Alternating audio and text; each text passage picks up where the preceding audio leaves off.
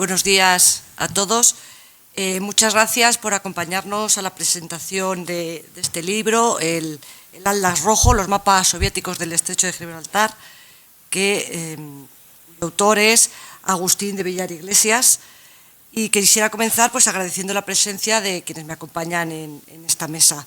En primer lugar, Manuel Ignacio Castaño Sousa, que es el director del Instituto de Estadística y Cartografía de Andalucía, la profesora Olga Bolosiuk, espero pronunciarlo bien, catedrática y doctora en Historia de la Universidad Nacional de Investigación, la Escuela Superior de Economía de Moscú, y naturalmente el autor del libro, Agustín Tomás de Villar Iglesias. Como directora general del Instituto Geográfico Nacional, es para mí una satisfacción presidir la presentación de una obra que aborda la cartografía desde una perspectiva especialmente amplia.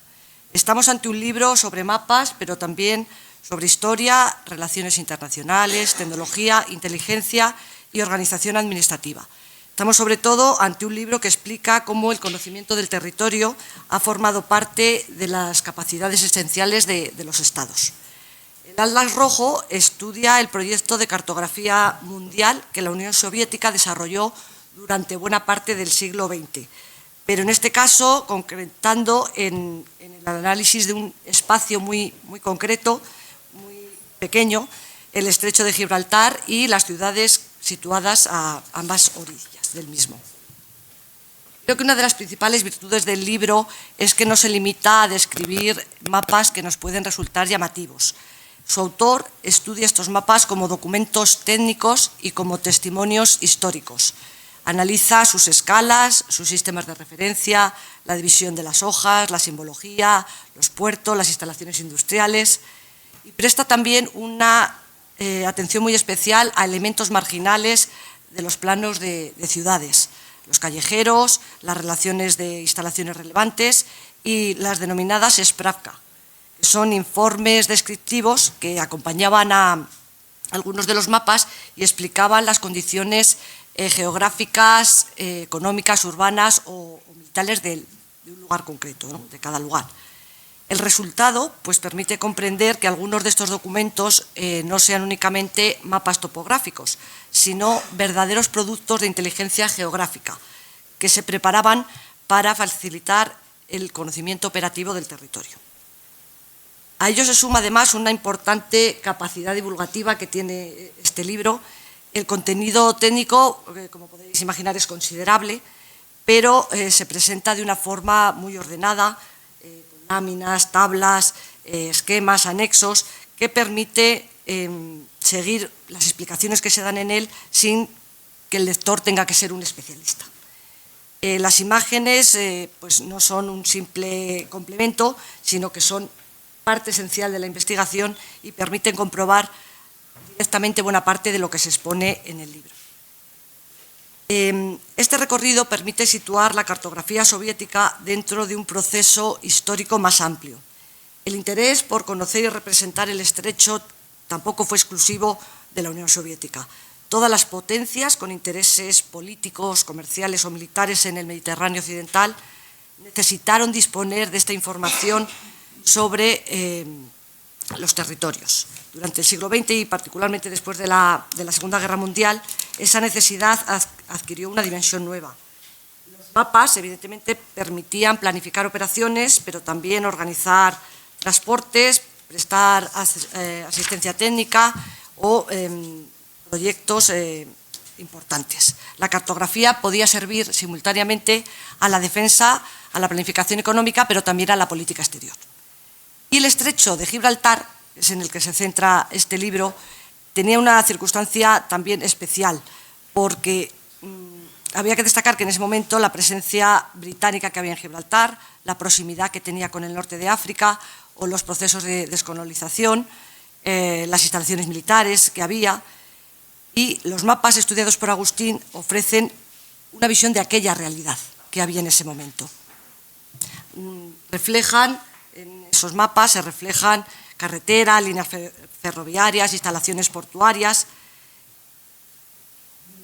cosas o conceptos que pueden resultar elementos cotidianos para la gente que ve el mapa. pero los mapas soviéticos estudiados por Agustín reflejan exactamente esa realidad, reflejan las carreteras, las líneas de ferrocarril, elementos muy cotidianos, y esa diferencia entre el territorio vivido y el territorio analizado constituye, yo creo, una de las cuestiones más importantes de este libro. El espacio representado es el mismo, pero la selección, la clasificación y la jerarquía de sus elementos dependen de la finalidad con la que se mire el mapa en cada momento. La obra, es decir, que mantiene también una relación significativa con este instituto, con la historia del Instituto Geográfico Nacional. Los distintos servicios cartográficos extranjeros utilizaron como fuente las hojas producidas por este organismo español bajo las distintas denominaciones que ha tenido a lo largo de la historia. La cartografía nacional, los vértices geodésicos, los topónimos y otros datos oficiales proporcionan una base esencial para la elaboración o actualización de muchas de aquellas series. El libro permite apreciar, por tanto, y quiero poner en valor, el valor estratégico que tiene la cartografía oficial, una cartografía concebida para conocer y administrar el territorio, planificar infraestructuras y prestar servicios públicos. Puede ser utilizada posteriormente, además, para otras finalidades. Precisamente por su rigor y por su continuidad, la información geográfica oficial constituye un recurso de gran valor para cualquier organización que necesite comprender un territorio. No me quiero extender más y quisiera destacar que el Atlas Rojo es, en definitiva, para mí, una obra rigurosa, bien documentada y accesible. Relaciona una investigación local con procesos internacionales, combina historia y cartografía y demuestra que los mapas pueden ser al mismo tiempo documentos científicos, herramientas administrativas, recursos militares y testimonios de una época. Muchas gracias.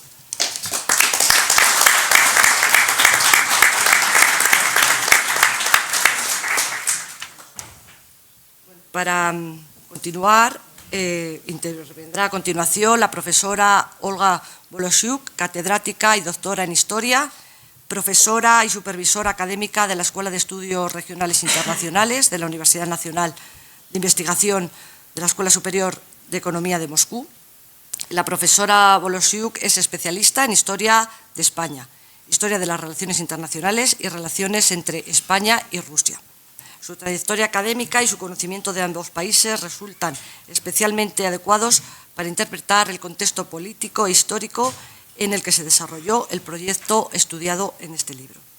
Su intervención nos permitirá contemplar estos mapas desde una perspectiva diferente y complementaria, la de la historia soviética, la política exterior de la URSS y la evolución de las relaciones hispano-rusas. Una obra dedicada a la forma en que la Unión Soviética observó y representó una parte del territorio español, contar con la participación de una historiadora rusa especializada en España aporta un contraste especialmente valioso. Muchas gracias. ¿Se oye, sí? Está bien. Estimados colegas, estimada directora general del Instituto Geográfico Nacional, doctora Laura Balbás Calvo, en primer lugar, sí, más, mejor. ¿Ahora? ¿Mejor? Ahora sí, sí.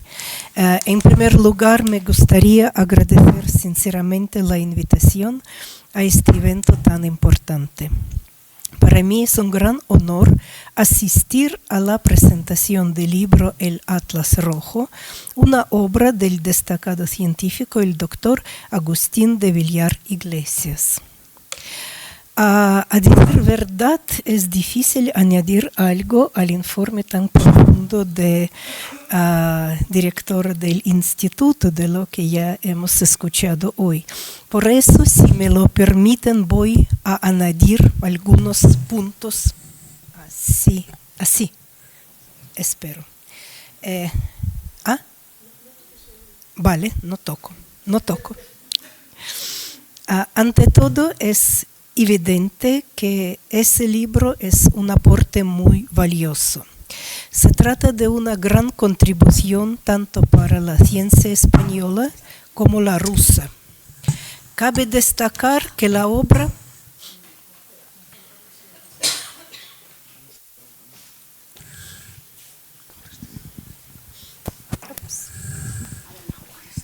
¿Mejor así? Y se oye, ¿sí? Muy bien, sí. Entonces, se trata de una contribución tanto para la ciencia española como para la rusa. Primero, cabe destacar que la obra se basa en fuentes geohistóricas absolutamente únicas. Estos documentos estuvieron ocultos en los archivos durante muchos años. De hecho, sin la caída de la Unión Soviética y los cambios políticos que la siguieron, probablemente seguirían ahí. Quería añadir también dos puntos más. No soy geógrafa, por eso solo puedo admirar este estudio desde el punto de vista geográfico. Soy historiadora y quería destacar que ese libro ofrece un profundo análisis histórico también. No solo habla de los primeros mapas de España en Rusia, también explica cómo era la situación cartográfica en la Unión Soviética. Y eso es muy importante para entender las conclusiones del doctor de Villar. Un detalle histórico. Sí, la cartografía de Rusia nació con Pedro el Grande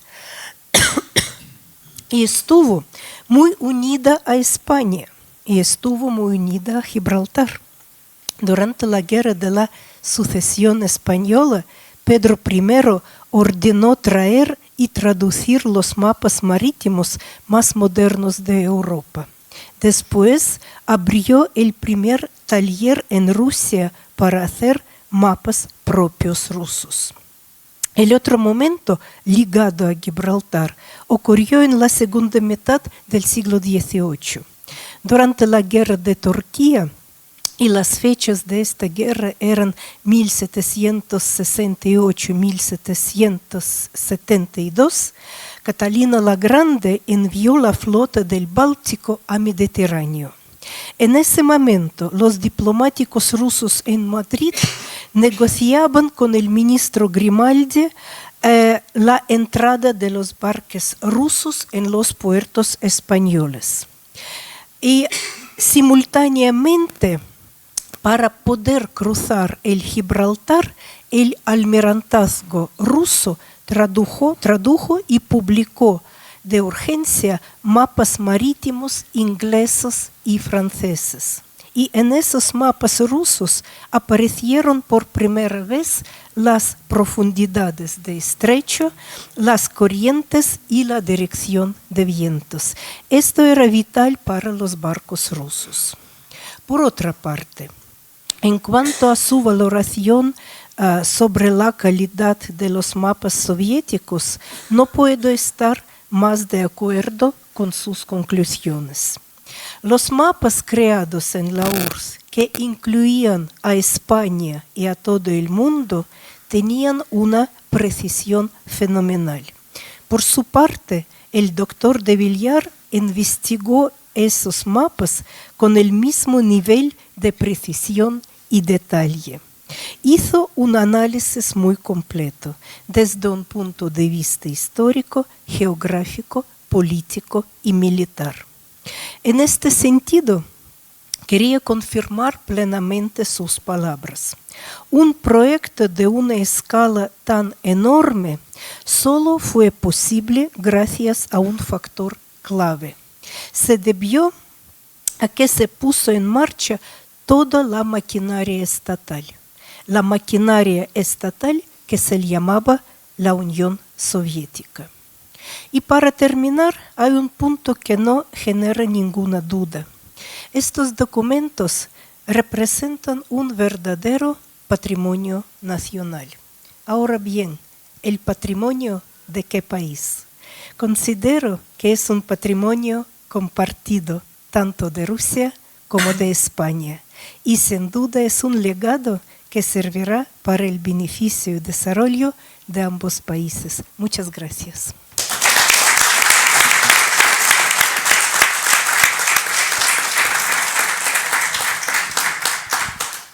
Muchas gracias, profesora por su intervención y por ayudarnos a comprender mejor el contexto histórico y político histórico en el que se produjeron estos mapas. Para continuar el acto voy a pasar la palabra a Manuel Ignacio Castaño Sousa, director del Instituto de Estadística y Cartografía de Andalucía. El IECA ocupa un lugar especialmente importante en esta presentación. Es la institución en la que Agustín desarrolla su actividad profesional y la que conserva, produce y difunde una parte sustancial de la información estadística y cartográfica de Andalucía. Su cartoteca histórica ha proporcionado además algunos de los materiales empleados en esta investigación. Muchas gracias, Laura. En principio vamos a saludar a Laura, directora del IGN, a doña Olga Bolochuk, por su magnífica, además, presentación del hecho histórico. También a la secretaria general de la Real Sociedad Geográfica, y dar las gracias por estar aquí y darle la oportunidad de poder poner al IECA en este punto de encuentro. Bien, a mí creo que me ha tocado la parte más fácil de esta presentación, más que nada porque voy a presentar a un amigo, no solo al técnico que trabajamos juntos, que trabaja en el IECA, sino nos conocemos desde que teníamos, no sé, 6 o 7 años. O sea, no hemos roto la relación, hemos sido un matrimonio constante. Entonces, para mí presentar a Agustín es un orgullo y además, pues, porque ha sido en mi vida laboral, pues, el que me ha guiado de alguna forma, el que me metió en el mundo de... Yo soy ingeniero informático y el que me mete en el mundo de lo que es los sistemas de información geográfica, lo que es la geografía, ¿no? Automática. Y la verdad que te mete porque, Agustín, lo veréis ahora cuando os hable, te enamora hablando, ¿no? Pero bueno, voy a presentarlo primero técnicamente porque es un licenciado en geografía por la Universidad de Sevilla. Hizo sus pinitos en la Escuela de Ingenieros de Jaén como ingeniero geodésico y cartógrafo. Después se especializó en la cartografía urbana de catastro, aquí en Madrid, en la Universidad Autónoma, y pronto pues termina y con el ímpetu que siempre le caracteriza, pues se puso de consultor. Pero creo que Agustín desde chico pues tenía esa vocación de servicio que en la administración, para lo que no están, parece que el funcionario es el que está tomando café, ¿no? Y es verdad que el que conoce bien la administración en un alto porcentaje, ¿no? La gente está trabajando y además trabajando bien y a gusto con su trabajo. Pues Agustín es un gran servidor público que en el año 93 pues, se incorpora a la Junta de Andalucía, al Cuerpo Superior de Geógrafos, y rápidamente, pues como técnico, pues creo que va al territorio, ¿no? Al Servicio de Información del Territorio, de Urbanismo, y tras un leve espacio que se mete en política, ¿no? A lo que hace un gran trabajo en el Ayuntamiento de Sevilla, jefe del área de participación ciudadana, que hace un trabajo magnífico por su gran espíritu de servicio y poder de adaptabilidad a donde esté en la administración.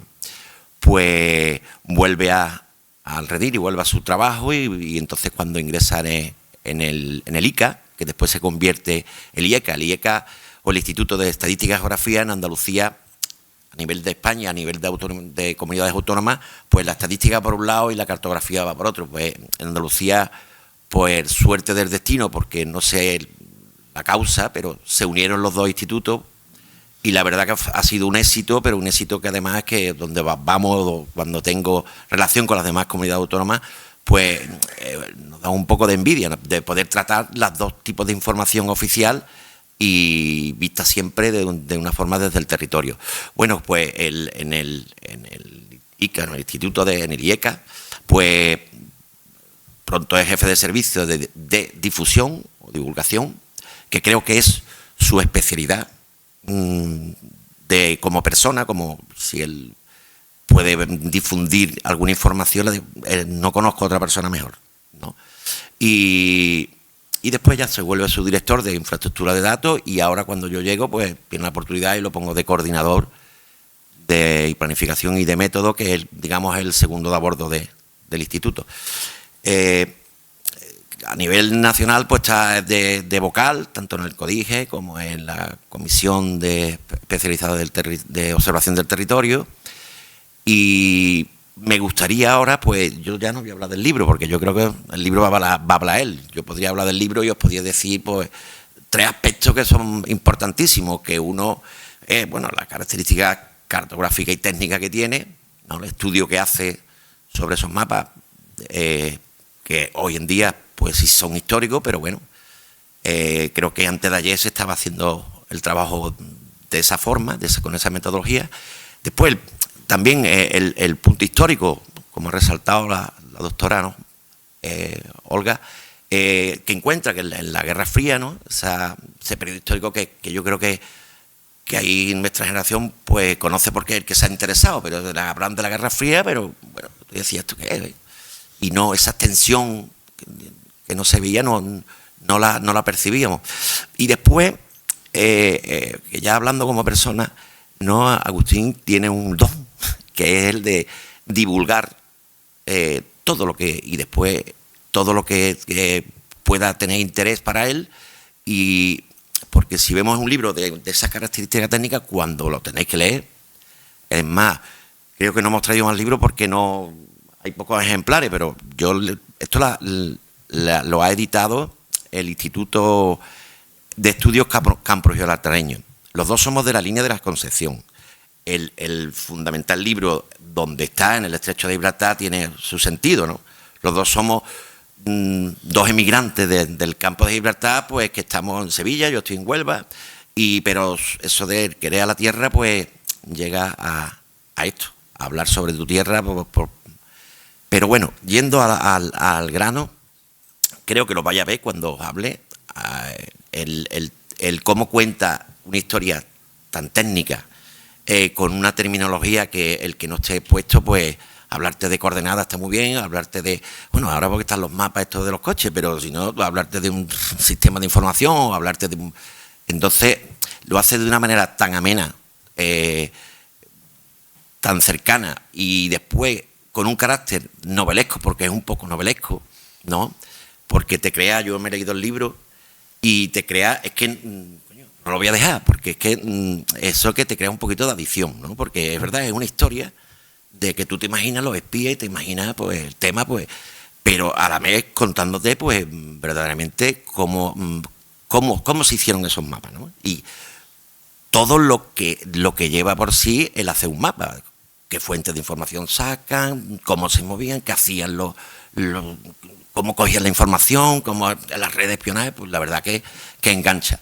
No me voy a extender más porque, ya digo, él tiene un talento y ya lo veréis, a las 4 cogemos el ave, ¿no? Podemos estar aquí 2 horas tranquilamente y estáis entretenidos. Que nada, Agustín, vas a triunfar siempre que lo saco, corta 2 horas y rabo, o sea que hoy te va a cortar también, es garantía, y espero que os guste como a mí, no solo el libro, sino el pedazo de profesional que tengo al lado, ¿vale?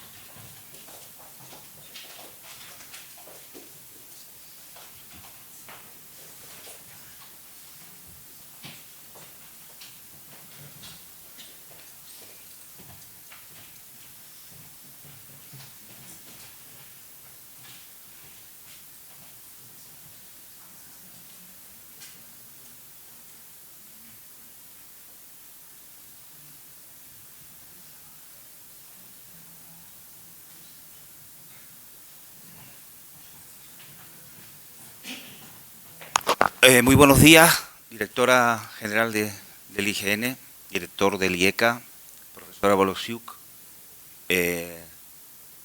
secretaria de la Real Sociedad Geográfica, amigos, y por aquí me voy a saludar uno a uno porque son muchos. darle las gracias en principio por la acogida que tuvo el libro cuando se lo remití a Emilio López Romero y a Francisco Javier González Matesán, que fueron los que me preguntaron inmediatamente si me atrevía a hacer una presentación aquí en Madrid. Ellos saben que a mí un micrófono es de las cosas que más me gusta y entonces pues rápidamente acepté el reto de venir a hacerlo. No obstante, tengo que decirles que esto de venir al IGN y a la Real Sociedad Geográfica a presentar un libro de cartografía viene a ser, si me permiten la metáfora, como si un abogado de provincia viene al Tribunal Supremo a defender un pleito. Una cosa que tiene su poquito de entrepá, aunque esta ya es la quinta presentación que hago del libro, pero es algo que en fin, que me provoca cierta tensión. Como siempre que se habla en público, siempre hay que tener algunas mariposas en la barriga para estar en guardia. Este es más o menos el inicio de la presentación. Me entretengo un poquito en hablarles de la génesis, porque es importante para establecer el contexto en el que se ha elaborado la investigación. En realidad esto surge porque el Ateneo de mi pueblo, el Ateneo del Campo de Gibraltar, un día me invita a dar una conferencia en el Campo de Gibraltar y bueno, sobre mi oficio de cartógrafo y tal, y cuando tú vas a hablar de cartografía, siempre los temas de cartografía histórica son mucho más entretenidos que la propia materia técnica cartográfica. Hablarles de infraestructura de datos espaciales, que es mi especialidad, pues tendrán que reconocerme que es un rollo, ¿no? Salvo los que somos especialistas en eso, ¿no, Emilio? Pero en general, en un Ateneo popular, en una localidad del sur, los temas de cartografía histórica son mucho más recurrentes. Yo les propuse hablar de unos mapas que habíamos editado en el Instituto sobre la Vuelta al Mundo y me dijeron que no, que tenía que ser un tema local. También les propuse hablarles de Francisco Caello y me dijeron que no, que tenía que ser un tema local. Entonces, como yo llevaba investigando sobre este tema desde que en el 2017 mi compañero Joaquín Cortés, el director de la Cartoteca, me enseñó los mapas y me quedé completamente impresionado. Yo llevaba investigando en solitario en estas cosas y tal, digo, bueno, pues si cojo los mapas del Estrecho y lo que yo sé de estos mapas y tal, hago una presentación, pues a lo mejor les parece bien a mis compañeros del Ateneo, y me dijeron que sí. Pues hay una conferencia, como otra de tantas, y entre el público había un señor que era el presidente de la sección de Geografía e Historia del Instituto de Estudios Campos Gibraltareños, y me llamó para preguntarme si estaba interesado en hacer una monografía sobre este tema. Yo en mi vida se me hubiera ocurrido plantear una monografía sobre esta cuestión, pero acepté el guante y al cabo del tiempo, pues gracias a esa propuesta del Instituto de Estudios Campos Gibraltareños, pues este libro ha visto la luz. Me detengo un poco para hacer un poco de reivindicación de mi patria chica. El Campo de Gibraltar es muchas más cosas que narcotraficantes desdentados. Allí hay una masa de intelectuales y de gente muy entregada en torno a este Instituto de Estudios Campos Gibraltareños. Allí es campus de la Universidad de Cádiz, es sede de la UNED, hay un montón de institutos de bachillerato muy potentes y hay una masa crítica de estudiosos en torno a eso, y tenemos la suerte de tener este instituto que tiene una revista científica en la que se publican muchos artículos de botánica, de ecología, de historia, de geografía, etcétera, etcétera, etcétera. Y por tanto, mi eterno agradecimiento a que el instituto me ofreciera esta oportunidad. Por supuesto, el instituto, yo estos mapas los descubrí en el instituto, gracias a la Cartoteca, a la que llegaron estos mapas a través del Instituto Cartográfico y Geológico de Cataluña, que fueron los que le compraron a primeros del siglo XXI a un marchante ruso una colección de mapas, no solo de Cataluña, sino de España entera, también del norte de África y de un montón de países de Europa, iban todos en el mismo lote, ¿no? Y después, detrás de todo esto, ha habido contribuciones individuales que no me entretengo, porque si no, no acabaría nunca de dar las gracias. El caso es que, de lo que se trata, el caso es que entre 1950 y 1990, como señalaba la profesora, a la que, por cierto, agradezco el detalle de ese encuadre histórico que yo no tenía controlado. Si lo hubiera conocido antes, me hubiera centrado en los temas de Catalina y de Pedro I el Grande, porque me ha parecido muy interesante esa precisión, y voy a escarbar un poquito ahí, que seguro que sacamos cosas importantes. El caso decía que entre el 50 y el 90 la URSS cartografió todo el planeta abordando una obra de proporciones colosales, levantando más de 1 millón de hojas cartográficas. Que nadie se ofenda, pero España tardó un siglo en levantar 1074 hojas del mapa topográfico nacional, y estos señores fueron capaces de levantar 1 millón de hojas cartográficas en 50 años. Es una cosa, se escapa de la cabeza de cualquiera que nos dedicamos al oficio de la cartografía, ¿no? y, por increíble que parezca, pues permaneció en secreto hasta el colapso de la Unión Soviética en los años 90 del siglo pasado. El estudio tiene un enfoque regional y, obviamente, a los cartógrafos soviéticos no le pasó desapercibida la posición estratégica que tenía Andalucía y el Estrecho, y en este que yo llamo primer Google Maps de la historia, pues nos encontramos con todo el mapeo sistemático de las series cartográficas, pero además 8 ciudades andaluzas a escala 1/10.000, de las cuales 5 eran de la provincia de Cádiz y 3 eran ciudades del Estrecho, 4, Algeciras, La Línea, Gibraltar y Tánger. La cantidad, la calidad, la precisión de la información que ofrecen los mapas aún nos sigue asombrando a los especialistas. Y ese asombro también se convierte en inquietud cuando uno toma conciencia de esa sensación de vigilancia permanente y sistemática a las que nos tenían sometidos. El empeño, por tanto, era realizar un estudio más profundo sobre esa cartografía soviética, pionero en España, porque no había ningún estudio en profundidad sobre este tema, descifrar el contenido de esos mapas, los métodos de compilación, las claves funcionales, hacer un análisis institucional, hacer un análisis desde lo local, insisto, es un estudio, es un estudio regional, pero es perfectamente aplicable a cualquier territorio del planeta, una vez que tienes controladas las claves técnicas, después tiene esa capacidad analítica que tenemos los geógrafos de hacer las lecturas en relación con el espacio geográfico en el que se ha hecho la interpretación del territorio, pues quizás una de las aportaciones que tiene, y poner en valor el mayor proyecto de mapeado global anterior a esta nueva territorialidad, que un autor que se llama Rankin, que está entre la biografía del libro, esta nueva territorialidad que se ha implantado con el descubrimiento del GPS, donde ya los ciudadanos ven el mapa como una hilera de coordenadas y se pierde esa visión a vista de pájaro que te han ofrecido, que nos han ofrecido siempre las series cartográficas, los que lo hemos estudiado en la cartografía analógica, después hemos hecho la transición a la cartografía digital, todavía lo recordamos, pero el que ha nacido y ha crecido en la cartografía digital está instalado en esa nueva territorialidad de la que habla Rankin, y en cierta manera yo reivindico el papel de esa cartografía, y lo digo con toda la autoridad moral de ser un profesional que se ha dedicado durante mucho tiempo al web mapping, a los servicios de mapas, a las infraestructuras de datos y todo este tipo de cuestiones.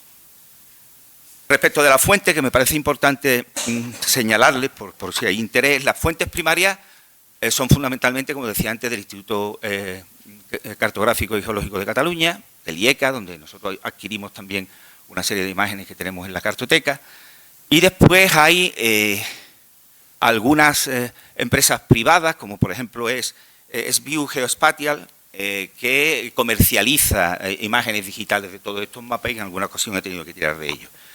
Respecto del tema normativo, no hace mucho, en plena escritura de este libro, descubrí un repositorio de normas soviéticas que viene a ser como, de normas rusas, perdón, que incorpora mucha normativa soviética, una especie de AENOR de Rusia que se llama meganor.ru, donde encontré normas cartográficas hechas en los años 60 y en los años 70, que fueron un auténtico descubrimiento, en perfecto ruso, idioma del que no sé pronunciar una sola palabra, pero que gracias a los navegadores, a los traductores en línea y tal, pues últimamente resulta bastante sencillo su lectura.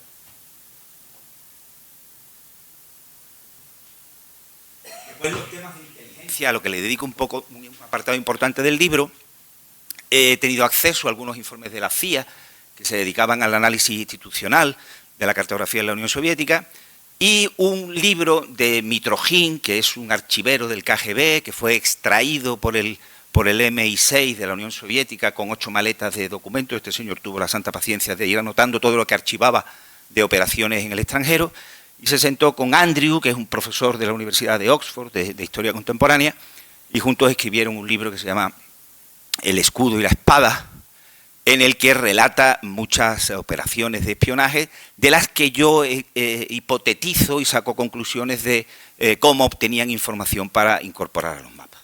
Finalmente, pues hay mucho en el libro también de la bibliografía sobre esta materia, que fundamentalmente es bibliografía anglosajona, ¿no? Del Cartographic Journal, que está dirigido por un profesor de Oxford que se llama Ken, Alexander J. Ken, que escribió con otro señor un libro en inglés que se llama The Red Atlas, y no me duele en prenda reconocer que mi libro, el título de mi libro, está inspirado en ese primer libro que se escribió, y Cartographic Journal le ha dedicado 2 o 3 números a publicar sobre la cartografía soviética. También he leído a algunos autores rusos que han publicado en los volúmenes, los 8 volúmenes de historia de la cartografía que publicó la Universidad de Chicago, y que también han escrito en el Cartographic Journal, y que son pocos autores, 4 o 5, fundamentalmente un señor que se llama Postnikov, otro señor que se llama Zarev, que son los que, bueno, me han servido para confirmar algunas de las cuestiones que yo he planteado aquí. No me entretengo en relatarle la cantidad de repositorios de cartografía digital que he revisado de universidades norteamericanas, de universidades europeas, donde he encontrado también algunos documentos cartográficos digitalizados que han podido ser de utilidad y que están recogidos en la bibliografía del libro.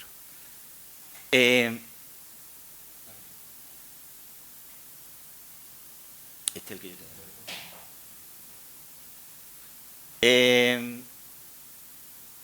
Bien, el libro empieza con una introducción al que llamo la imagen cartográfica del estrecho, en la que hago un repaso histórico urgente hasta el siglo XIX, hasta el final del XIX, intentando acreditar la importancia que había tenido siempre el estrecho como objeto de estudio por parte de los que hacían cartografía. El otro día, en una presentación en el Ateneo de Sevilla, uno de los catedráticos que prologa el libro decía, no sé si de forma exagerada o no, pero siendo catedrático seguro que no era exagerada, mantenía que el estrecho de Gibraltar es probablemente el estrecho más importante del mundo, más que el de Hormuz, que está ahora mismo de moda, ¿no? O el de Groenlandia, ¿no? Pero efectivamente intento acreditar a través de ese repaso urgente, a través de la cartografía histórica, la importancia que siempre tuvo la cartografía del estrecho, entre otras cosas porque era fundamental para el comercio, para la navegación, para la defensa, para el control del mundo conocido en aquella época.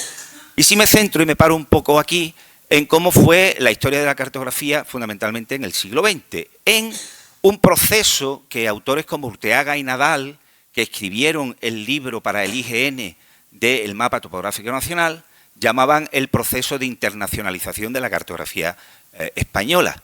Básicamente, pues que en el periodo de la Segunda Guerra Mundial, pues a todas las potencias mundiales en litigio, empezando por los alemanes, los italianos, los británicos y los americanos, pues tenían el empeño, porque lo necesitaban, porque la península era un sitio estratégico, tuvieron el empeño de levantar series cartográficas a unos 50.000 de toda la península ibérica. Y el primer sitio por el que empezaron todas las agencias cartográficas fue precisamente por el estrecho de Gibraltar. Previamente a eso, cuento la historia del proyecto de aquel profesor de geomorfología de la Universidad de Viena, que en 1891 planteó el mapa a escala 1:1.000.000. Era Albrecht Penck, que propuso en un congreso internacional de cartografía estandarizar y normalizar la producción de una serie cartográfica a escala 1:1.000.000 para que pudiera de alguna manera estandarizarse y conocerse la descripción geográfica a través de una serie cartográfica. No llegó nunca a terminarse ese proyecto, pero sí influyó decisivamente en la estandarización, normalización y en los procesos de generación de series cartográficas y específicamente, como veremos luego, en el proyecto cartografiado del planeta por parte de los soviéticos, tuvo una importancia decisiva. En la siguiente transparencia, bueno, ven cómo era la producción de este proceso de internacionalización del mapa topográfico español. Los alemanes fueron los que consiguieron, antes de finalizar la guerra, prácticamente hacer la cobertura completa de todo el territorio, excepto unas cuantas hojas en Huelva, otras hojas en Levante y otras en Galicia, prácticamente entero. Creo que los que os habéis aproximado a esta cartografía podéis dar fe también que eran muy buenos cartógrafos. Cuento también en el libro la admiración secreta que Stalin tenía por la cartografía alemana, en ese doble lenguaje que Stalin siempre mantuvo con Hitler de amor y de odio, y los soviéticos eran admiradores de esta cartografía. A la derecha tienen cuál era el gráfico de distribución hasta los años 40 de la cartografía levantada con los norteamericanos, y no hace falta que les explique que los norteamericanos después nos ayudaron hasta finales de los 60 a levantar el mapa topográfico nacional. Y ahora entro ya un poco de lleno en el proyecto de cartografiado del planeta. Y la primera reflexión que yo me hice cuando me enfrento a esta obra descomunal es cuáles eran las condiciones para que un Estado se lanzara a cartografiar de forma sistemática el planeta a 4 o 5 escalas diferentes, sin dejar un solo hueco, y a escala de detalle, como hizo con más de 2000 y pico ciudades en todo el mundo, ¿no?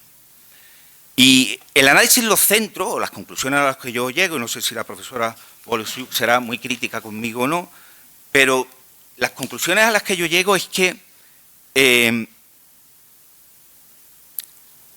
hay primero una cosa que tiene que ver con el carácter, o con lo que yo llamo la forja del carácter del cartógrafo ruso y de la cartografía soviética, otra que tiene que ver con un tema institucional, que es la capacidad cartográfica que desplegó el aparato soviético, y otra tercera que tiene que ver con el papel que la cartografía jugó en el periodo que se llamó la coexistencia pacífica. Respecto de la forja del carácter y el carácter del cartógrafo ruso y de la cartografía soviética, hay 3 cuestiones fundamentales. La primera es la dureza de las condiciones. Aquí seguro que hay muchos geodestas y muchos topógrafos que saben, no hace falta que les cuente, lo duro que es salir al campo, sobre todo a partir de una determinada fecha. Antes, cuando se salía con un teodolito, peor que ahora que se sale con un GPS. No hace falta que se la describa. Pues multipliquen ese sufrimiento exponencialmente. Porque hay testimonios que son absolutamente espeluznantes y no hace falta tampoco que se lo describa. No sé si han visto ustedes la película de Ersul Zala, que está basada en el libro del cazador, de una historia real del capitán Arseniev. La película tiene un Oscar a la mejor película extranjera, del director japonés Akira Kurosawa. Y la película de Ersul Zala cuenta que Vladimir Arseniev lo habían mandado a hacer un levantamiento topográfico a la cuenca del río Ussuri, en la taiga siberiana, y el capitán Arseniev lo salva de la muerte varias veces, el Ersul Zala, que es uno de los protagonistas de la película, y como relatan allí era de la cazador nómada de la etnia Gezen, ¿no? Esa película retrata muy bien cuál es la dureza. Pero hay un testimonio de Poznikov, este autor que les he citado, que era entonces, ahora es de la Academia de Ciencias, me parece que está vivo todavía, pero que cuando era un joven cartógrafo vinculado a la Dirección General de Geodesia y Cartografía de la URSS, la Glavnoe Upravlenie Geodesii y Cartografii, no sé si lo he dicho bien o no, encontró en el año 63 un lavaz destruido por los osos, estaba en plena expedición en la cordillera Aldan-Uchur, y encontró un lavaz que era como una casa elevada en la que se ponían los alimentos y se refugiaban las personas para que los osos no se los comieran, ¿no? Y cuenta y escribió y encontró en el tronco de los árboles, tallado con una navaja, la siguiente leyenda: todos mis renos han perecido, la manada de ciervos Yakut murió, ya no hay municiones. Las reservas de alimentos se convirtieron en presa de los osos. Me quedé con un topógrafo junior muy enfermo a mi cargo. No tengo transporte ni medios de subsistencia. Intentaré abrirme paso hasta el río Jinín y luego hasta Aldán. 20 de noviembre de 1948. Topógrafo senior N. Poznikov, el que da la cita, concluye que en noviembre los inviernos en Yakutia nunca superan los 20 grados bajo cero y que el río Jinín se encuentra a unos 200 kilómetros del lugar donde se hallaba el lavaz, con lo cual considera improbable que tanto el topógrafo como su ayudante hubiesen llegado con vida a su destino. Precisar las condiciones en las que trabajaban en sitios extremos y tal, eso convendrán conmigo que algún carácter imprime, ¿no? El que se metía a ese oficio sabía con lo que se iba a encontrar. Pero después, además, también forjaba carácter todo lo que tenía que ver en época stalinista con el control estatal, la centralización extrema, la disciplina, las purgas, que no solo eran de época de Stalin. En época de los zares la cartografía era una cosa muy seria. Los oficiales, cuando iban de campaña, a la vuelta de su campaña, tenían que entregarle a un responsable el mapa que habían utilizado durante la campaña. Y tenía un castigo si no devolvías el mapa que había utilizado. El mapa siempre ha sido en la cultura rusa algo sagrado y algo muy importante. Ya en la cultura stalinista, Bueno, pues se modificó el Código Penal y había 8 años de cárcel para el que no hiciera bien su trabajo, y ya no te digo, para el que filtrara algún dato de esa cartografía. Posnikov, en un artículo suyo, dice también que el informe de 1939, con ocasión del 20 aniversario del 20 aniversario de la fundación de la Dirección General de Geodesia, dice textualmente ese informe: el principal logro del servicio geodésico fue poder aplastar a los enemigos del pueblo, espías, sabotadores, bastardos fascistas de la camarilla Trotsky-Bujarín, y quemar los nidos de serpiente que habían creado incluso dentro de la administración del servicio geodésico. Todo el personal del Servicio Topográfico Geodésico está movilizado y participa activamente en la liquidación de las consecuencias de la subversión. Hombre, con esto en la memoria del sitio donde tú trabajas, pues, también un poquito te forja el carácter, ¿no? Esto, evidentemente, es un aviso importantísimo a navegantes, y yo creo que también contribuyó a eso. Y en tercer lugar, algo que me parece decisivo para ahormar la mentalidad de la cartografía y de los cartógrafos es la inconmensurabilidad del territorio de la Unión Soviética. 22,5 millones de kilómetros cuadrados. España tiene el 0,5 solo, ¿no? 60.000 kilómetros de frontera. Frontera con 14 países. Si a mí me encargaran, ya me veía un poquito mayor, pero aunque me lo encargaran con 25 años, ocúpese usted de organizar esto y cartografiarlo, pues la verdad que es una cosa que hay que tener la cabeza de una determinada manera, ¿no? Y es algo que pongo de manifiesto, en el libro. En segundo lugar, les decía que los mapas soviéticos, no les decía también, que tuvo un papel decisivo en este proyecto, cómo estaba configurada el aparato, institucionalmente la Unión Soviética. Esto está sacado del informe de la CIA del año 54, y no solo lo decía la CIA, también lo dice Posnikov. La Dirección General de Geodesia y Cartografía de la Unión Soviética tenía un asiento en el Consejo de Ministros, que se llamaba el Consejo de Comisarios del Pueblo. Era una cosa tan importante que tenía rango de ministerio, y eso te permitía tener a tu alcance un montón de recursos, un montón de capacidades. Bueno, estaba configurado el aparato, lo que yo llamo en el libro el aparato cartográfico, como un trust, ¿no? En el sentido de que estaban integradas todas las necesidades, todas las capacidades que se requería para la producción cartográfica. Construían sus propios aparatos y su propio instrumental, pero también tenían asignadas fábricas de papel para cuando tuvieran que imprimir los mapas. Tenían unos establecimientos que llamaban factorías de mapas, 17 factorías distribuidas por todo el territorio de la Unión Soviética, y almacenes en todas las repúblicas soviéticas, pues porque además con una copia de cada millón de hojas cartográficas, por si en un momento dado hacía falta ponerla al servicio de quien hiciera falta. Controlaban las titulaciones de ingenieros geógrafos, de topógrafos, de ayudantes, en definitiva, un auténtico trust cartográfico.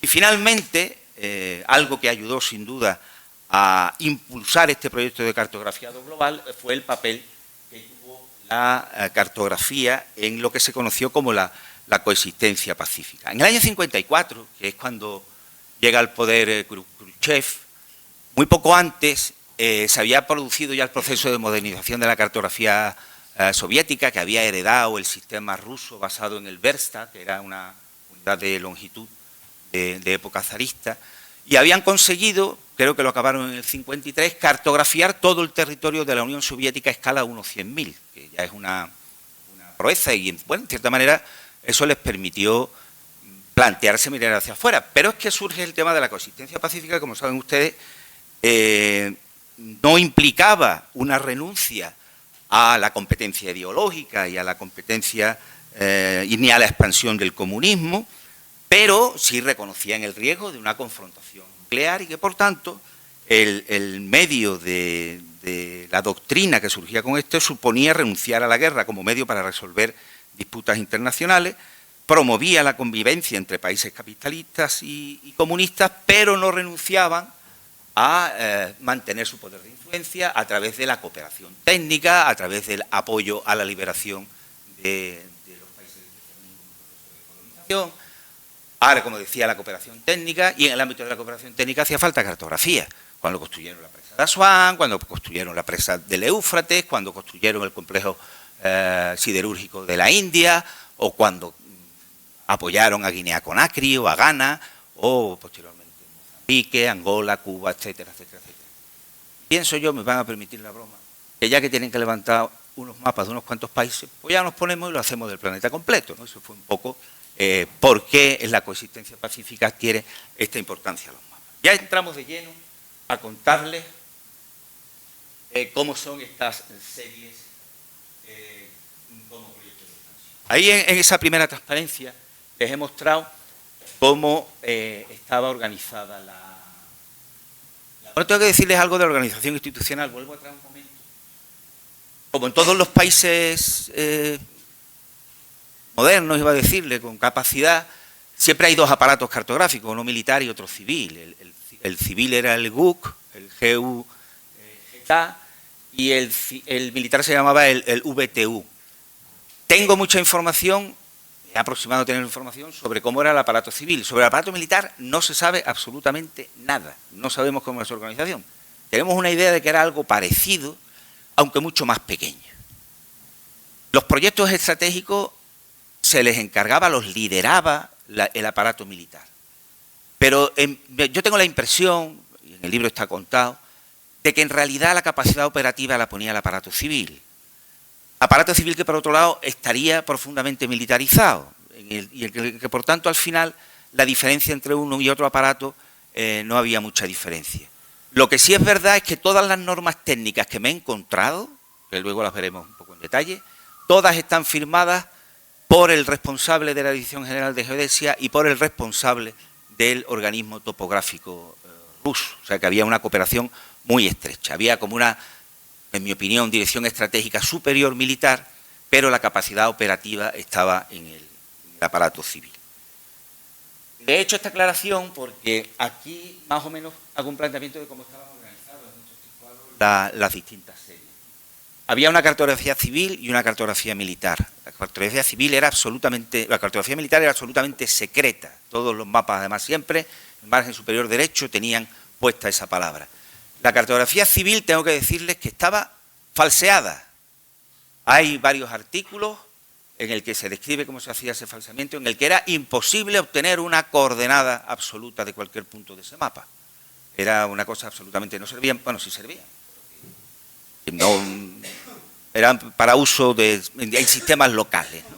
No había manera de determinarlo. Es más, el profesor de la escuela de la Academia de Ciencias de la Unión Soviética, que inventó las ecuaciones para el falseamiento de la cartografía, porque era un falseamiento a partir de la militar, le dieron un premio.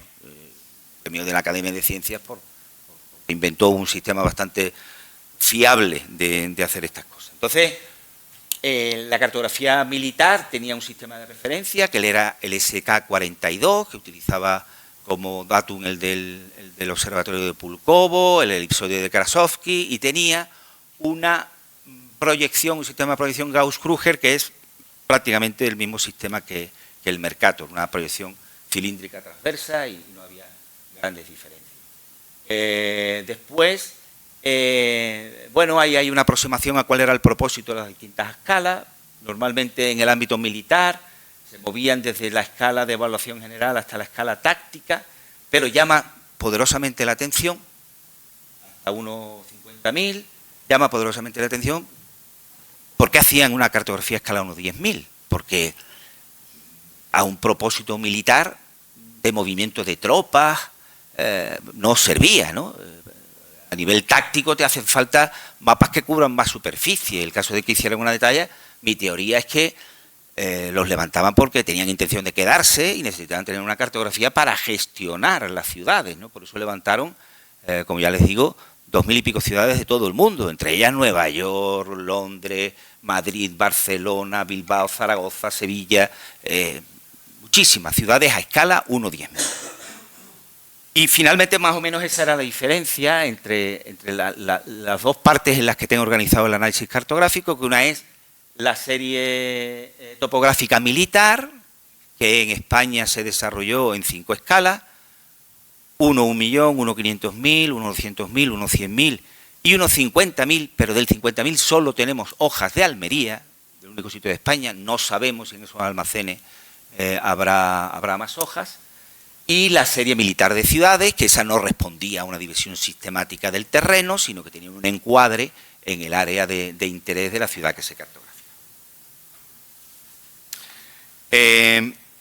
Esta es la imagen, he traído un ejemplo, dos hojas, la de la derecha es la hoja del estrecho a escala 1/200.000, el 200.000 para mí es la escala creo que más cuidada de todas ellas, donde tiene una información mucho más completa, y a la izquierda tienen la imagen de una cartografía a escala 1/10.000 de la zona de la ciudad de Gibraltar y de la ciudad de La Línea, que es la única hoja que yo he conocido que tiene dos ciudades, porque, bueno, pues también por la configuración geográfica singular del istmo de Gibraltar, donde la distancia entre La Línea y Gibraltar es de menos de 1 kilómetro, con lo cual, pues, bueno, decidieron cartografiar dos ciudades dentro de una hoja, como digo, como excepción a todo.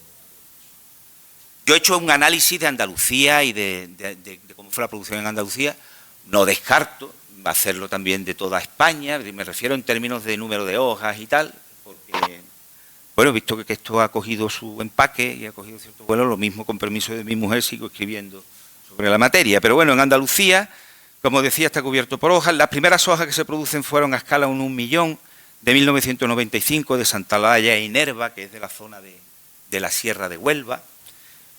La mayoría de las hojas son de los años 60 a esta escala. Y los primeros planos de la serie militar son del área del Estrecho y es Algeciras del año 71, Gibraltar La Línea 72 y Tánger 74. Del total de 149 hojas que se levantaron en Andalucía, casi el 65% se produjeron en los 80, siendo especialmente productivos los años 86 y 87.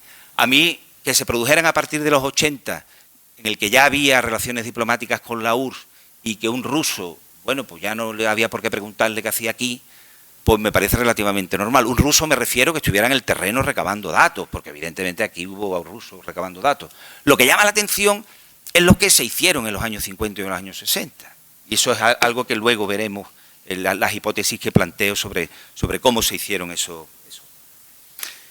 Entrando de lleno en la serie topográfica SK42, que se conoce en el argot como los topos,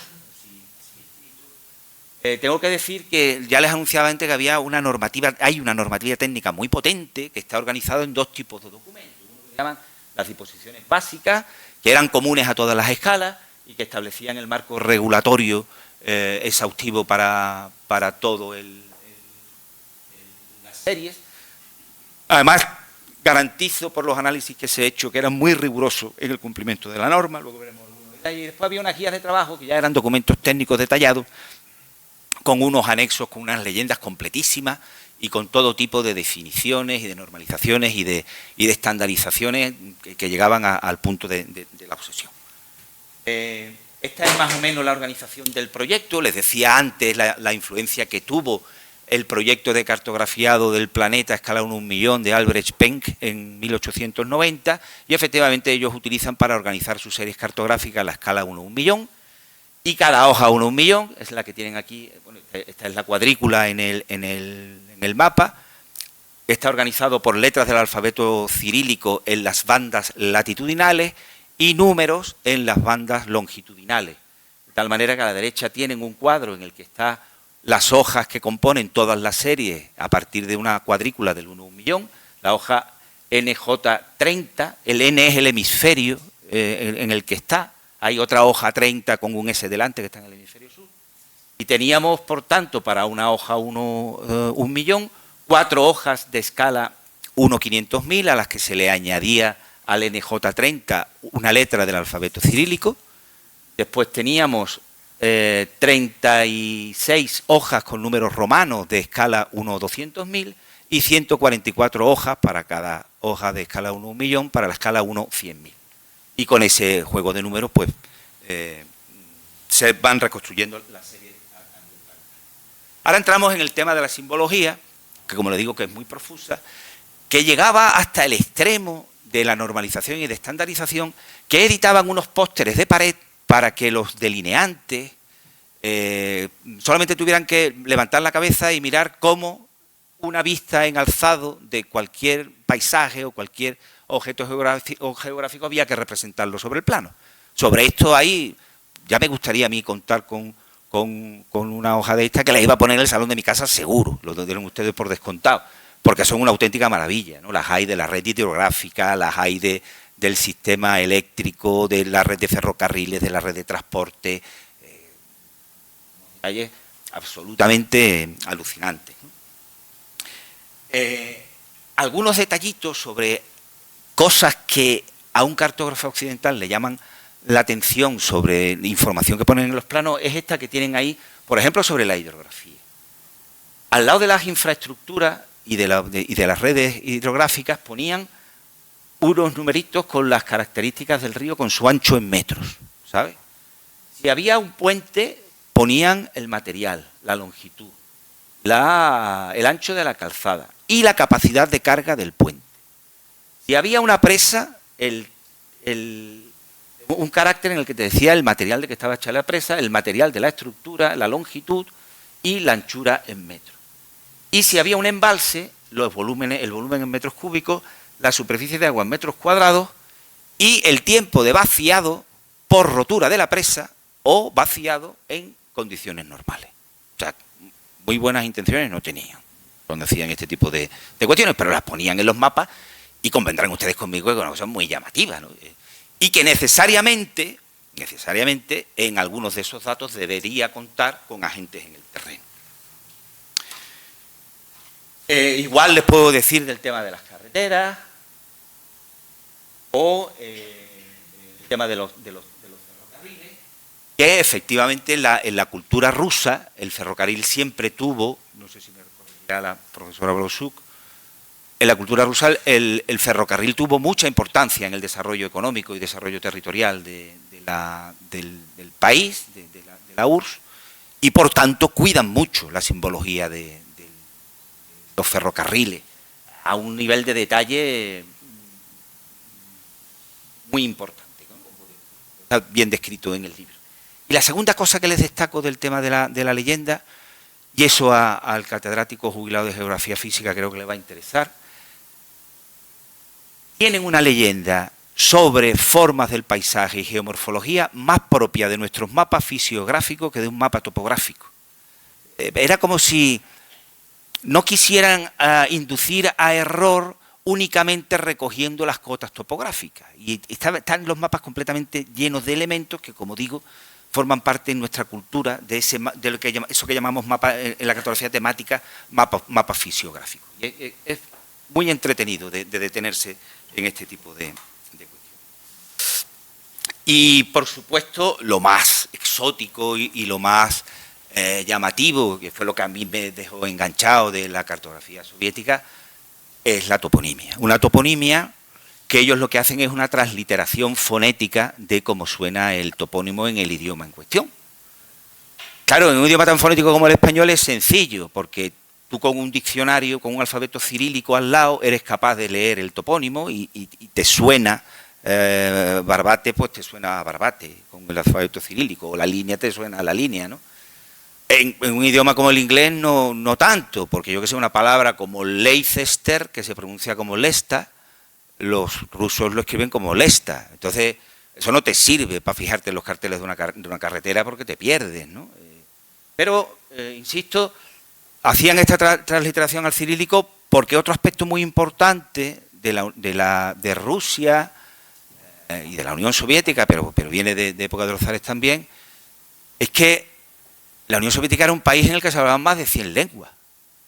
Y la única manera de poder tener normalizados los topónimos en todos sitios, pues era adoptar un criterio que es, bueno, vamos a hacer una traducción, una transliteración fonética del topónimo para que nos podamos entender con nosotros. Hasta tal punto de que he encontrado hasta 80 diccionarios de objetos geográficos en las distintas lenguas que manejaban en la Unión Soviética y en el extranjero.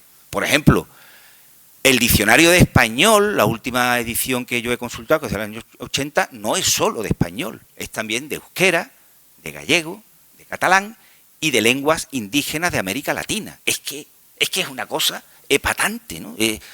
Hasta las lenguas indígenas, ¿no? Eso es algo, yo no sé si al Instituto Cartográfico de Colombia se le ha ocurrido o no, pero me parece muy, muy significativo. Bueno, ahí he traído una transparencia en la que se ve cuál es la traducción de algunos de los topónimos. Arriba pone Barcelona, siguiente pone Sevilla, La Línea, San Roque, Jimena de la Frontera, La Atunara, el barrio de pescadores del pueblo, la Almoraima, que es la finca esa que hay en los Alcaldes, algunos. Y una cosa muy importante que tenía esta serie topográfica es que en algunas hojas por detrás tenían un Spravka al que se ha referido mi director antes, que era un informe de geointeligencia en toda regla. Muy estandarizado, muy normalizado. En la norma técnica está descrito el contenido que tiene que tener y todas las hojas no se separan un solo milímetro de esa estructura. Obviamente cambian los datos y sobre todo de lo que hablan es de la transitabilidad del territorio, de la composición de los suelos, de datos climáticos, de instalaciones estratégicas, de la actividad económica de las ciudades, cosas de ese tipo. En el libro hay traducido unos cuantos Spravka de esto. Y ahora paso a hablarles de la serie militar de ciudades, que como digo, no estaba conectada con las series, había un encuadre, las hojas aquí además son cuadradas, en las series son trapezoidales, y tenían más o menos esa estructura. Les destaco en el margen derecho 3 elementos que tienen todos estos mapas de ciudades, que son un callejero de la ciudad, una lista de objetivos importantes y un Spravka, otro informe de geointeligencia, también de la ciudad, que es lo que ven en la zona marginal que hay allí a la derecha. Y el contenido de los otros elementos, pues más o menos está por aquí. Primero había un conjunto de elementos que solían estar arriba, que es la identificación del plano. Después el sistema de coordenadas de referencia y la división territorial. Te dicen, en el caso de la hoja de Gibraltar, la línea, pues te dice Reino Unido y España, ¿no? Porque hay una frontera por medio y tal. Los símbolos y leyendas aplicados en el mapa. Los datos técnicos del plano, que es una codificación en la que te cuenta, los datos técnicos del plano, que viene el sistema de referencia, la escala gráfica, la escala literal, la escala numérica, y la producción cartográfica es un código compuesto de una serie de números y letras en la que te dice el tipo de trabajo, el número del trabajo, una letra del alfabeto cirílico para decirte qué factoría la ha hecho, Tbilisi, Minsk, Moscú, que cuesta cierto trabajo, y hay algunos que no sé dónde los han hecho porque no he encontrado la fuente a quien corresponde. Y el oficial o el técnico que compiló la hoja, que también los he investigado, pero no he conseguido localizar. El ejemplo que les digo está descrito aquí abajo. Hemos hecho un estudio en el libro de cómo resolvían la representación de algunas cuestiones. Tengo que decirle que, hombre, el lenguaje cartográfico es universal y hacemos más o menos todos lo mismo en todos los sitios, no inventan respecto de lo que es la simbología, el tratamiento del color, nada diferente, bastante convencional. Bueno, pues como es natural, el azul para el agua, el verde para la zona vegetal, para la zona con vegetación, el ocre suelo urbano, marrón oscuro las edificaciones, el negro las zonas industriales, el naranja las vías principales. Eso es bastante convencional, pero resuelven bastante bien la aplicación de las variables visuales, es técnicamente muy competente, ¿no? Y especialmente en la legibilidad de los mapas, son mapas realmente legibles. Aquí les he traído, por ejemplo, el detalle de una que aparece en esa lista como un objeto importante de la refinería de Puente Mayorga. No les falta un solo depósito. Tienen las chimeneas, los depósitos están pintados a escala. Las chimeneas son un símbolo, pero están todas, las he contado, y están todas las chimeneas, no se le va ninguna. El ferrocarril que llevaron a nuestro pueblo, querido director, que funcionó solo un día, como tú sabes, pues lo inauguraron en 1969, hizo el viaje inaugural y ya no funcionó más, pero está pintado también. Y ese es el ejemplo de las zonas industriales. Y de nuevo me detengo en algo muy llamativo de esta cartografía, y es que, y algo que creo que hemos perseguido, ¿no? El director de cartografía en el Estado, o por lo menos en la comunidad autónoma, estamos muy preocupados por eso, que es hacen una cartografía náutica y topográfica, la resuelven bastante bien. Incorporan muy bien las cotas batimétricas, las curvas batimétricas, y sobre todo se preocupan mucho de la simbología de las zonas intermareales. hay hasta 5 símbolos diferentes para describir zonas intermareales de distinta naturaleza, rocosas, arenosas, rocosas a media agua, bueno, cosas que, insisto, nosotros solemos tratar más en la cartografía temática que en la cartografía topográfica, ¿no? Esta es un detalle de la lista de objetivos importantes de Gibraltar y más o menos una clasificación. La hoja de Gibraltar es la que tiene más objetivos importantes, ya es una clasificación que he hecho yo de qué les interesaba. Obviamente las baterías, las estaciones de suministro, los barracones, las instalaciones de la policía, más o menos lo que yo quería. El Spravka, que tenía esa estructura, información general. Eso es un índice que viene en la norma técnica, ¿eh? Eso no es una abstracción mía, sino que la norma técnica dice que el Spravka tiene que tener esa estructura. Y bueno, en este sentido, pues no me enrollo más y paso ya a la última cuestión, que es la hipótesis sobre la... que es algo que me preocupó desde el principio, intentar aproximarme a de dónde sacaron esta información. La primera, que pensamos todos, porque además eso es muy habitual en nuestro oficio, los cartógrafos nos copiamos unos a otros y no pasa nada, ¿no? Si alguien te da una información buena, pues tú la traspasas a tu mapa mientras esté bien puesta, bien situada y correcta geométricamente. Eso lo hemos hecho toda la vida. Pero claro, en la cultura soviética, como les he explicado antes, si un mapa era de dominio público, el mapa estaba mal, el mapa era erróneo. Entonces ellos no se fiaban tal cual de la información que era de dominio público. No obstante, he constatado, y en el libro hay alguna evidencia, de que efectivamente utilizaban mapas del Instituto Geográfico Nacional, porque he detectado el mismo error en el mapa topográfico del IGN, es del año 40 y tanto. Javier, no te preocupes. No es actual. Es del año 40 y tanto. He detectado el mismo error en un hidrónimo, en el mapa topográfico nacional y en el mapa que hicieron los...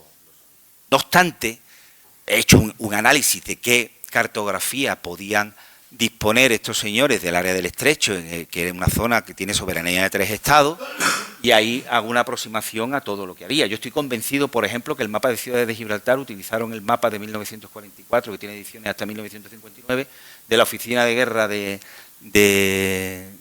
Reino Unido, que tenía un mapa 15000, en el que es evidente que todas las baterías están sacadas de ese mapa, ¿no?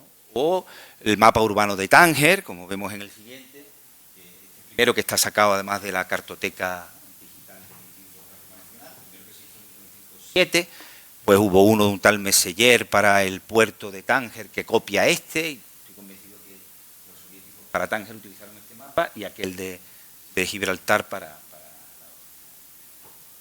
En segundo lugar, lo que yo llamo la inteligencia de fuentes abiertas.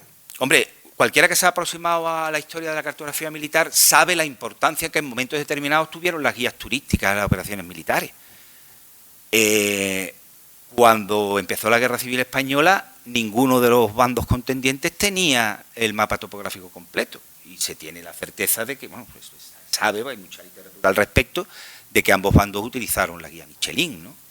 También la usaron los alemanes y los americanos en el desembarco de Normandía.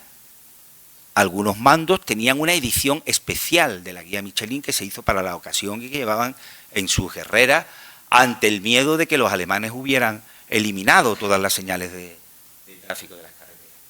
Y había unas guías, que eran las guías Baedeker, eran unas guías hechas por una editorial alemana. Se tiene constancia de que la utilizaron los alemanes en los bombardeos de Inglaterra. De hecho, se conocían, porque aquellas guías tenían unos mapas de ciudades bastante bien detallados.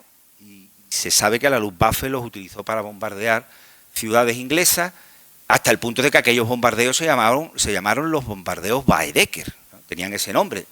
Cuando contraatacaron los aliados y fueron a Stuttgart, que era la sede de esta editorial, lo primero que hicieron fue bombardear la sede de la editorial y se acabaron las guías Baedeker. Pero analizando las guías Baedeker de España, la que tengo a mi alcance, aquella es un mapa de la guía Baedeker esa. Resulta que las ciudades que hay de Andalucía son las mismas que los soviéticos levantaron. O sea, que utilizaron como primera, mi hipótesis utilizaron como primera fuente primaria, después la enriquecieron con otros mapas, esas guías, ¿no? Parece como si se fiaran de la importancia estratégica de esos mapas. Y después había una que intentaba copiar la América española, que eran las guías de Afrodisio Aguado, que son esas guías de España turística de una editorial española. La tercera cuestión era la inteligencia terreno, ¿no? Ahí he utilizado yo dos fuentes en las que me apoyo para acreditar que esta gente estuvieron en el terreno. La primera es el libro de Mitrogin, el archivero del KGB, y otro es las memorias de Trigon. El libro se llama Mi padre fue un espía ruso, que están publicadas por Alejandra Suárez, que es su hija secreta, que hace muy poco publicó las memorias de Trigon, que es palabra de Henry Kissinger. Fue el mayor activo que tuvo la inteligencia norteamericana porque fue un espía que espió dentro del territorio de la Unión Soviética. Estuvo en la Embajada de Colombia, allí fue captado, pero él pidió ir a la Unión Soviética a espiar y acabó tomándose lo pillaron y terminó tomándose una cápsula de cianuro y no pusieron información. Trigon cuenta, cuando estaba en la Embajada de Colombia, que el GRU, bueno, saben que la inteligencia en las embajadas, había dos tipos de inteligencia, ¿no? La inteligencia legal, que era la que se ejecutaba por parte de los funcionarios de las embajadas, y las operaciones encubiertas, ¿no? La inteligencia legal, cuenta Trigon, que en las embajadas había inteligencia política, que era el KGB, inteligencia militar, que era el GRU, y que el GRU tenía un grupo de personas dedicadas a obtener información geográfica para hacer cartografía de ese país. Y de la inteligencia encubierta, la fuente que tengo, que es la de Mitrogin, una de las cosas que cuenta es que este señor Igor Vitalievich Wojtecki, con nombre en clave Paul, tenía pasaporte belga, conocido como el sabotador mundial del KGB. Este se dedicaba a visitar todas las instalaciones estratégicas de todos los países de pasar información. Cuando yo les contaba antes que en el Spravka de las ciudades había una memoria en la que se contaban detalles de las infraestructuras críticas, por ejemplo, te decía la capacidad de carga que tenía una grúa del puerto de Gibraltar. Mitrogin cuenta eso mismo del puerto de Nueva York, del puerto de Londres, que fue de lo que él tomó nota. Eso me lleva a pensar que Paul también estuvo dando vueltas por el puerto de Algeciras, por el puerto de Gibraltar, por el puerto de Cádiz, tomando información de ese. Y después un asunto que eso para tener una gran investigación, es que no sé si saben ustedes que en 1969, en plena régimen de Franco, el Estado español y la Unión Soviética fundaron una sociedad mixta que se llamó Sovispan, cuya vocación era hacer de consignataria de buques de la flota pesquera del Mar Negro que vino a faenar a las aguas de Canarias. Necesitan combustible, necesitan avituallamiento, necesitan relevar a la flota. Dicen algunas fuentes que había 1.200 barcos en el puerto de Las Palmas faenando y que daban trabajo a unas 200.000 personas. Y entre esas 200.000 personas que se llegaban a pescar, había 400 personas adscritas a lo que se llama personal técnico. Y ese personal técnico yo estoy convencido que se metió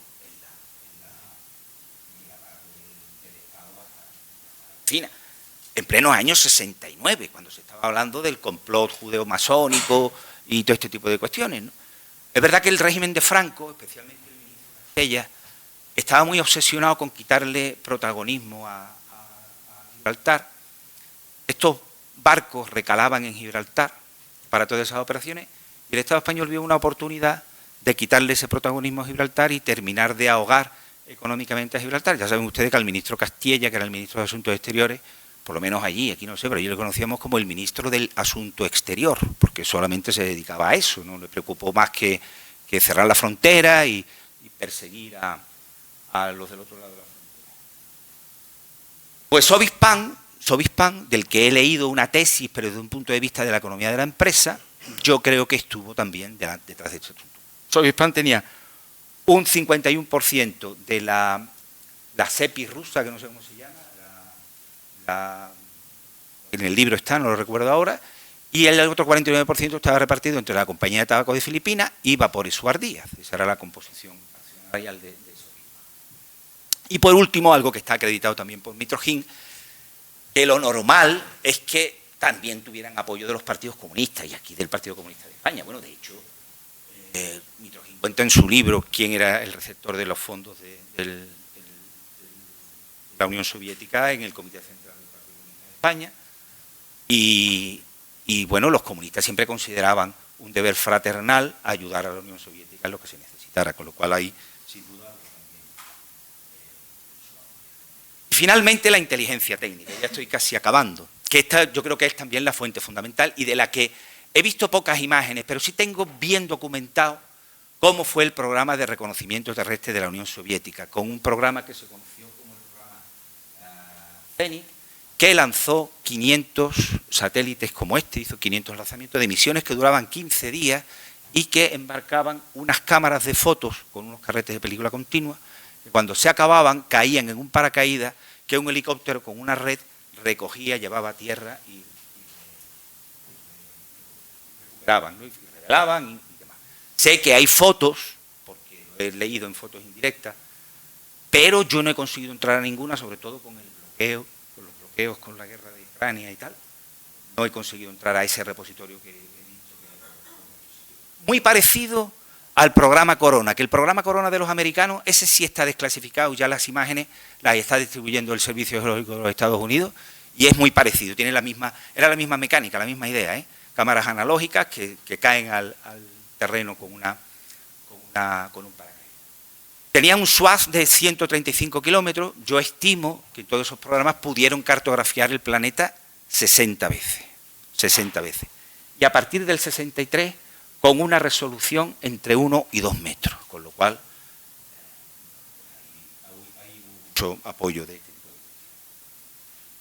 Y finalmente les traigo esta imagen porque los satélites, a diferencia de los Estados Unidos, que tenían estaciones de seguimiento, monitoreo y control repartidos por todo el planeta, en de Robledo tenían uno, en Brisbane tenían otro, las estaciones de Hawái y tal, los soviéticos no la tenían en gran parte del planeta.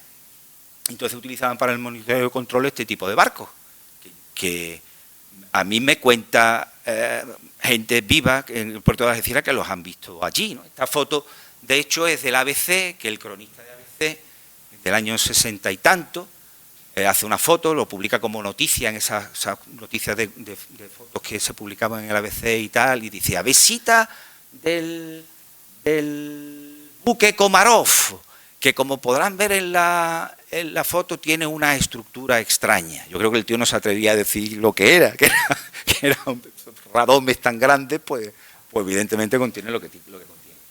Y vuelvo a Sovispan. Sovispan no solo daba combustible a los pesqueros para que cogieran caballas y sardinas, sino se dedicaban a proporcionar combustible a estos barcos que pululaban por el Atlántico y por otros sitios para servir de apoyo al sistema satelital Zenit, ¿no? Y bueno, después hay una serie de anexos en el mapa que se lo he relatado. Y bueno, pues estas son un poco las conclusiones a las que yo he llegado sobre, una vez concluida mi investigación, ¿no? Sigue habiendo todavía muchos secretos por desvelar en muchas materias, creo que les he apuntado algunas. Indiscutiblemente, lo ha dicho la profesora Bolosuk mucho mejor que yo, ha dejado un conocimiento, un legado de conocimiento geoespacial espectacular, no solo del estrecho, sino del planeta entero. Me parece que fue decisivo en este proyecto, también lo señala la profesora, la capacidad que tuvo el aparato cartográfico soviético, el que le dieran tanta importancia institucionalmente a ese asunto de la Unión Soviética.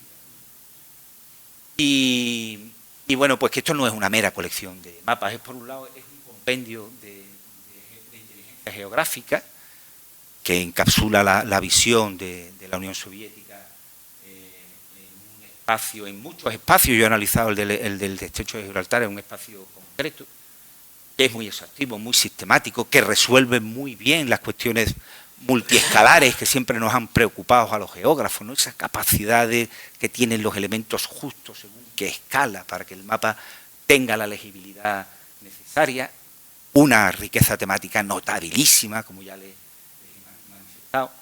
Y bueno, desde el punto de vista del estudio regional que he hecho, pues me ha servido para confirmar algo que vengo viendo desde hace mucho tiempo, y es que el estrecho se confirma como un área funcional a ambas orillas del estrecho. Ese empeño que tenemos de poner la frontera en el paralelo 36 solamente tiene que ver con que esa es la divisoria de la hoja, pero el estrecho, y ese ha sido un empeño personal, y el Instituto de Estudios Campos de la idea, el empeño personal de que el estudio fuera de ambas orillas.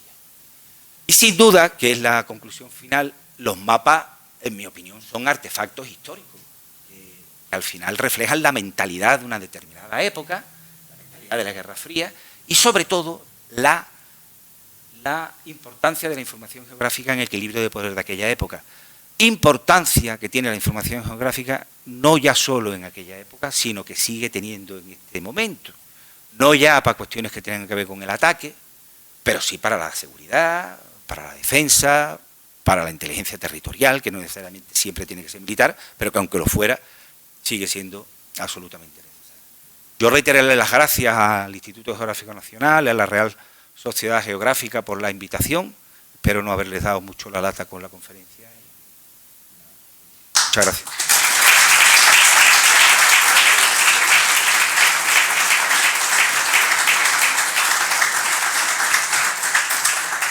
Si alguien quiere recibir el libro en papel, ahí hay una dirección de correo iecg, mancomunidadcg.es. No quedan muchos ejemplares, pero se los remiten por correo. Y para su descarga está en el enlace de abajo. Y si me quieren escribir para preguntarme cualquier cosa, yo estoy dispuesto a seguir hablando de la cartografía soviética hasta el infinito o más allá.